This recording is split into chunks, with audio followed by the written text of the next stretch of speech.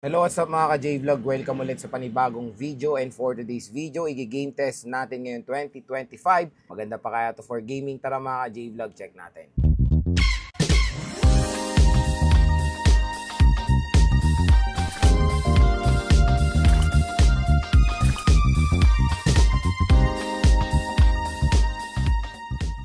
So bago tayo mag-start, ang specifications pala ni iPhone XS Max is powered to ng Apple A12 Bionic chip with 6.5 inches Super Retina XDR OLED display. So 5 games ang ating i-test tulad na lang ng ML, COD, Genshin Impact, Firelight 84 at Honor of Kings.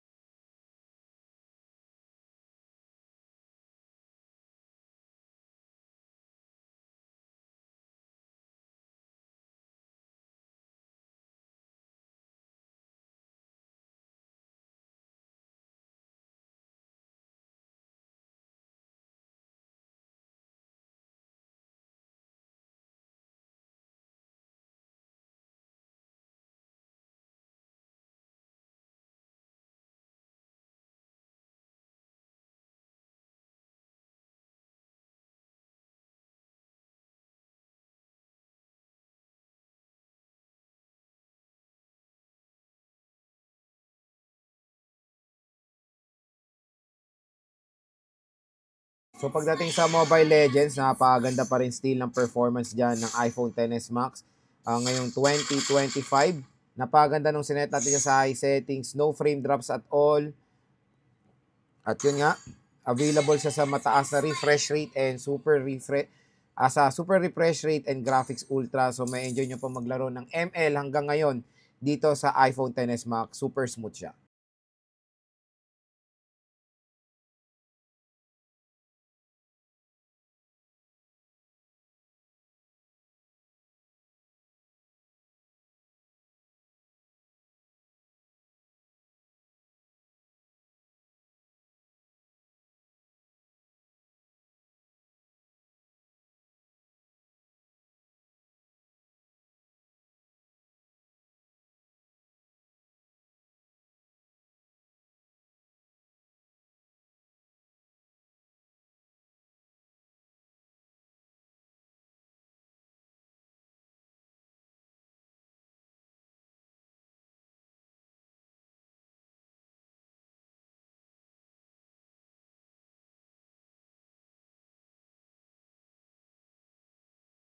So pagdating sa Honor of Kings, ito nga pala yung settings natin, hindi ko napakita kanina. Yung resolution niya hanggang high lang, hindi siya pwede sa ultra, pero FPS natin nasa high. So pagdating sa Honor of Kings, maganda rin ang performance dyan ni iPhone XS Max. Very smooth sa mataas sa settings. Wala tayong experience sa any frame drops habang naglalaro sa device na to. So next naman is Firelight 84.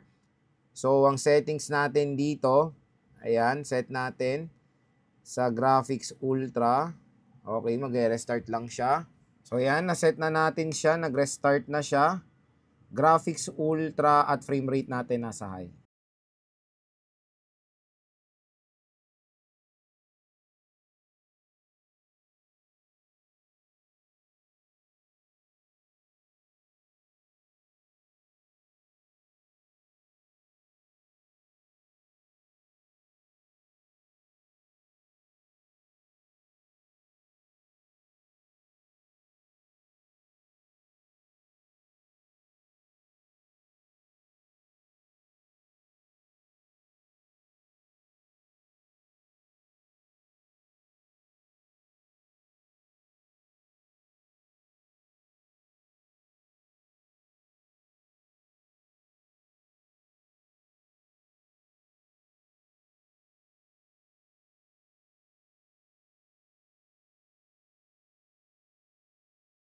So pagdating sa Firelight 84, surprisingly playable din siya dito sa iPhone XS Max. Sa mataas sa settings, no frame drops pa naman tayo na experience. Ang ganda ng movement. Solid pag sinet nyo siya sa mataas sa graphics. Very detailed siya. At maganda pa rin ang performance niya dito sa device na to. So playable na playable po ang Firelight 84 sa iPhone XS Max hanggang ngayon. Biruin mo, itong device na to is year 2018 lumabas. pero ang performance ay napaka-solid pa rin. So next naman is COD Battle Royale. So set natin yung settings niya. Ang settings natin, graphics very high at ang frame rate natin nasa max.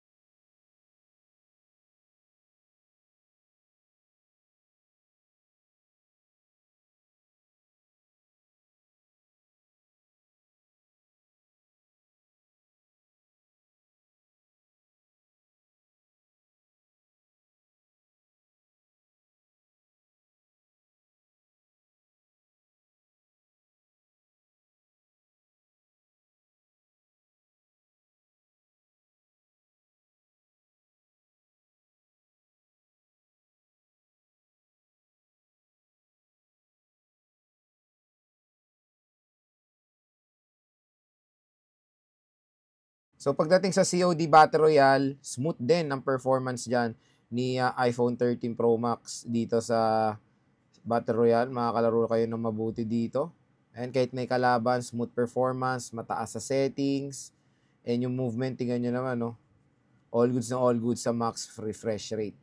So nakakatuwa na 7 years na tong device na to, pero solid pa rin ang performance sa mga games today.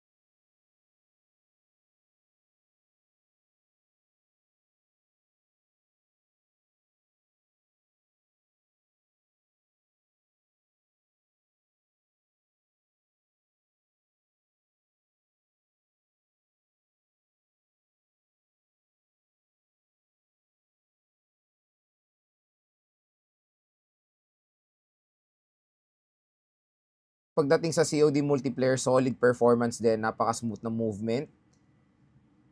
No frame drop sign na experience sa mataas sa settings at max refresh rate. Ayan, no? Grabe yung movement niya.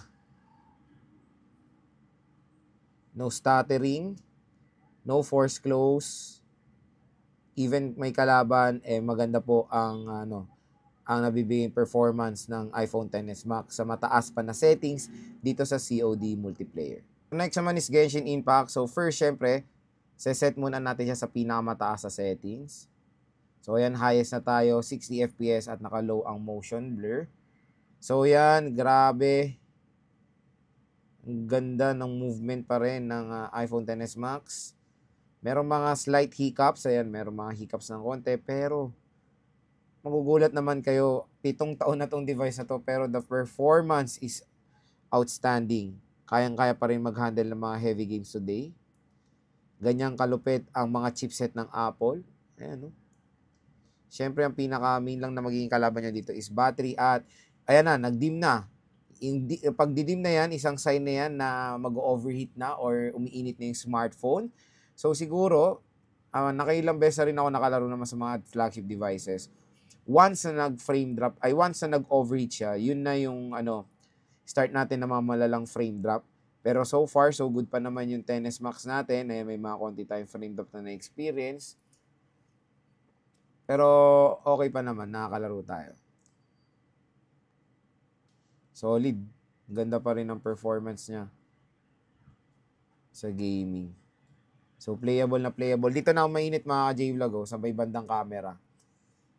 Mainit na siya dyan banda. Pero wala pa naman tayong experience sa mga malalang frame drops dito sa Genshin Impact. So kung maglalaro kayo ng sobrang tagal dito, ay suggest set nyo na lang siya sa pinakamababang settings or maglaro kayo sa may magandang temperature, room temperature. Kasi pag nasa outdoor kayo, tapos mainit, yun po yung nagdadagdag ng mabilis sa pag-overheat ng device. Ayan. So, kasi naglalaro tayo sa medyo maganda naman ng room temperature, hindi po masyadong mainit. Kaya yung pag-overheat ng device, hindi naman ganun kabilis. So yun mga ka-J-Vlog, ang ating game test sa Genshin, playable na playable pa rin hanggang ngayon sa iPhone XS Max. So yun mga ka-J-Vlog, yung game test natin sa iPhone XS Max ngayon 2025. So napaka-solid pa rin ng device na to. Biruin mo na-release to ng 2018. 7 years na tong device na to, pero yung performance napakaganda pa rin. Yung Apple A12 Bionic chip ay kaya pa rin mag-handle ng mga heavy games today dito sa iPhone XS Max. At napakaganda nung screen niya, 6.5 inches, at kung naghanap kayo ng isang device nga na nasa side ng makunat na battery compare sa mga smaller version nito like the iPhone X, XR, dito kayo sa XS Max. So 68% pa naman yung battery natin. I think nagsimula ako sa 80 plus. At nakapaglaro naman ako ng 5 games dito. So, when it comes sa performance and sa presyo niya ngayon, ng 256 ngayon, naglalaro na lang sa 13 to 14,000 pesos na iPhone XS Max sa pre-love sa Green Hills. Sa kanyang price, napakagandang deal pa rin itong device na to. Biruin mo, itong 256 before, ang SRP niya noong 2018 isa sa 80,000 plus. Ngayong 2025 super affordable na lang. I know marami ditong pinapangarap before ang XS Max. Ngayon, this is the time na makabili kayo ng device na to na napakamura at solid pa rin ang performance dahil updated pa rin to sa iOS 18. So kung interested kayo sa iPhone XS Max, pumunta lang kayo doon sa nire-recommend nating shop, ang CMB Gadgets, Stall XA07, second floor, Dinil, San Juan City. Yung kanilang Facebook page nasa baba, i-click nyo na lang yan. Sabihin nyo lang napanood nyo kay J-Vlog, matik bibigyan pa yung discount ng shop na yan.